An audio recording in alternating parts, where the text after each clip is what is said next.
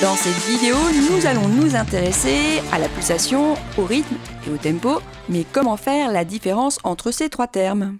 Je vous propose d'observer les deux personnages qui sont sur votre écran, le personnage A et le personnage B. Qui fait quoi? Qui fait le rythme? Qui fait la pulsation? Avez-vous trouvé? Le personnage A jouait effectivement le rythme, tandis que le personnage B effectuait la pulsation. Voyons maintenant en détail les différents termes. Pour bien comprendre la différence entre le rythme et la pulsation, tout d'abord, vous pouvez faire l'expérience suivante. Marchez d'un pas régulier en comptant à haute voix 1, 2, 3, 4. Ces pas réguliers constituent la pulsation. Maintenant, avancez d'un pas en frappant la pulsation dans les mains et en effectuant le rythme du personnage A.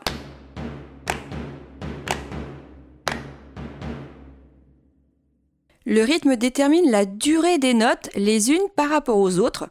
Par exemple, le rythme suit toujours les syllabes des paroles d'une chanson. La pulsation, elle, sera le battement régulier de la musique. Si vous avez la pulsation, vous pouvez ainsi déterminer la vitesse de la musique, donc le tempo.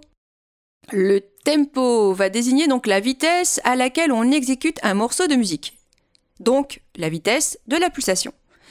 Il peut être lent, modéré, rapide ou très rapide. Il existe toute une série de termes italiens pour désigner les tempi. Largo, moderato, allegro, presto.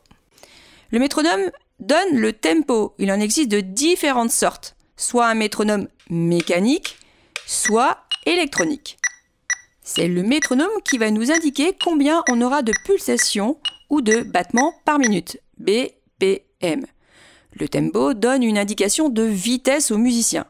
C'est pourquoi, pour une même œuvre, on pourra avoir une vitesse différente. Par exemple, si on a le terme adagio sur une partition, qui veut dire à l'aise, un peu moins lent que lento, donnera une vitesse approximative entre 60 et 80 pulsations par minute. Vous me direz, on n'a pas toujours de métronome sous la main.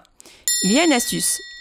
Si vous possédez une montre avec une trotteuse, vous êtes sauvé, car elle vous indique la trotteuse 60 BPM, qui est plutôt lent, mais qui peut vous aider. Par exemple, si vous avez une partition où il est marqué 120, il vous suffira de multiplier par 2 la vitesse de votre trotteuse. Heureusement, les compositeurs aujourd'hui préfèrent indiquer à l'aide d'un chiffre les tempi, ce qui permet d'être plus accro et peut aider à jouer ensemble éventuellement. Pour résumer, la pulsation est un battement régulier sur lequel je peux jouer un rythme, donc avec des notes et des valeurs différentes. Ainsi, grâce à la pulsation, je peux savoir à quelle vitesse est joué mon morceau, donc je peux déterminer mon tempo. Et je vous dis à bientôt pour de nouvelles aventures en éducation musicale.